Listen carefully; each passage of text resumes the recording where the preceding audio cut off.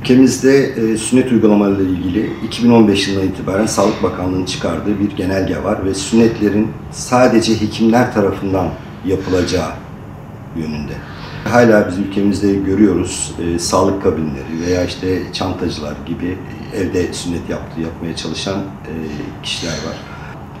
Burada en büyük problem yapılan sünnetlerde öncelikle steril ortamın olmaması, yetkisiz kişiler tarafından yapılması, sünnet sonrası oluşabilecek bazı komplikasyonların tedavisi. Şimdi burada en çok gördüğümüz, en sık gördüğümüz sünnet derisinin fazla alınması ki belki plastik, rekonstrüktif cerrahilere gerek kalıyor. Veya işte simetrisinin iyi yapılmamış olması veya çok az alınıp tekrar öndeki derinin işeme deliğini kapatacak şekilde kalması ki bunlarda tekrar düzeltme ameliyatları gerekir.